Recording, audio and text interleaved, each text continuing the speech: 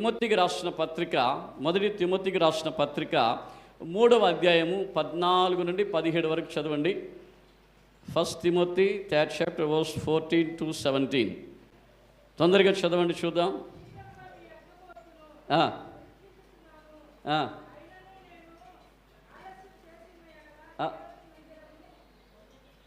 చదవండి అమ్మా. ఆలస్యము చేసిన ఎడల దేవుని మందిరము జీవము గల దేవుని సంఘములో ఎలాగూ ప్రవర్తించవలనని. అమ్మమ్మ అర్థమయ్యేలాగా ఇంకొకసారి చదవండి అమ్మా గట్టిగా.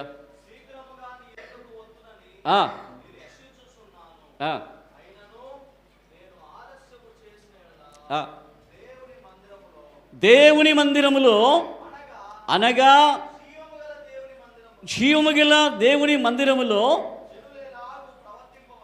జనులు ఎలాగూ ప్రవర్తింపవలెనో అది నీకు తెలియవలెనని ఈ సంగతులను నీకు రాయిచున్నాను. ఆ సంఘము సత్యమునకు ఆధారమై ఉన్నది.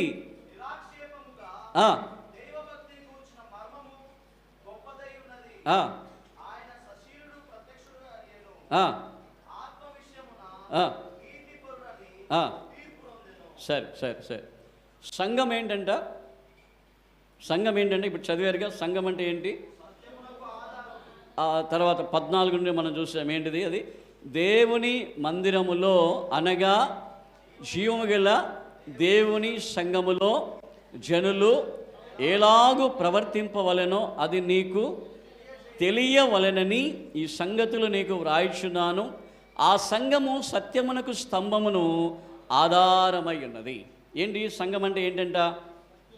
జీవము గల దేవుని మందిరం. అంటే దేవుడు జీవముతో ఉన్నాడు. Living God. లివింగ్ ఏంటిది? ఏ మందిరం ఇది? ఏం చెప్పండి. ఏమంటున్నాడు? సంఘము దేవుని యొక్క ఇల్లు. సంఘం అంటే ఏంటిది? దేవుని యొక్క ఇంటిలో మనం ప్రవర్తించవలసిన ప్రవర్తన చాలా జాగ్రత్తగా ప్రవర్తించాలి. దేవుని యొక్క ఇంటికి, నీ యొక్క శరీర ప్రకారమైన ఉద్యోగానికి, శరీర అనుసారమైన వ్యాపారానికి, నీ శరీరానుసారమైన పనులకి నువ్వేం చేస్తూ ఉన్నావు? పెందల కడనే లేచి నీ పనులకు వెళ్తూ ఉన్నావు. అయితే దేవునికి సన్నిధికి ఏ విధంగా మర్యాద ఇస్తున్నావు, ఏ సమయాన్ని నువ్వు పాటిస్తున్నావు అనేది ఒకసారి మీరు గమనించాలి. చర్చ్ అంటే ఏంటంట? చర్చ్ అంటే ఏంటి? సంఘము దేవుని యొక్క ఇల్లు. దేవునికి మహిమ కలుగునుగాక. హల్లెలూయా. మనకి ఐడెంటిటీ, మన యొక్క గుర్తింపు ఎలాగుండాలంటే ఆదివారము నాడు ఫలానా వ్యక్తి ఎక్కడ ఉంటాడు అని చెప్తే ఆ వ్యక్తి సంఘములోనే ఉంటాడని చెప్పాలి. నీ గురించి సాక్ష్యం అలా కలగాలి. నీ గురించి, నా గురించి సాక్ష్యం అలా కలగాలి. ఆదివారం నాడా వాడికి లీవ్ వచ్చింది కదా, వాడు సినిమా థియేటర్కి వెళ్ళుంటాడులే అనే యొక్క సాక్ష్యం మనం ఎన్నడూ కలిగి ఉండకూడదు.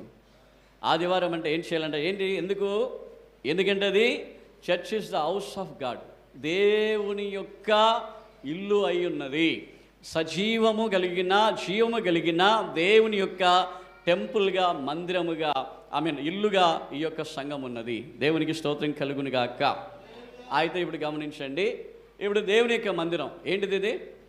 ఇది దేవుని యొక్క ఇల్లు. ఈ ఇంటికి అధ్యక్షుడు ఎవరు? జీవము గల దేవుడు, లివింగ్ గాడ్. ఈ జీవము గల దేవుడు ఇంటికి అధ్యక్షుడై ఉన్నాడు. హల్లెలూయా చెప్దామా? సరే, ఈ ఇంటిలో ఎవరి ప్రవర్తన ప్రకారంగా మనం నడుచుకోవాలి?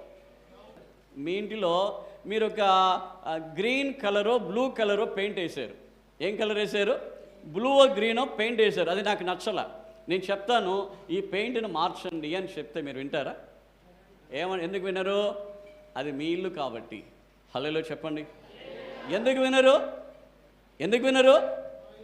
అది మీ ఇల్లు కాబట్టి. నేను చెప్తాను, నేనేమంటానంటే మీరు నేను ఏదో ఒకటి మీకు ఇష్టమైన మార్గంలో మీరు వెళ్ళేటప్పుడు ఒక విశ్వాసి వచ్చి చెప్తాడు, అమ్మా ఇదిగో ఇలాంటి వస్త్రాన్ని నువ్వు ధరించావే, పట్టు వస్త్రాన్ని ధరించావే, కాదు ఇంకొక వస్త్రాన్ని ధరించమంటే మీరు వింటారా?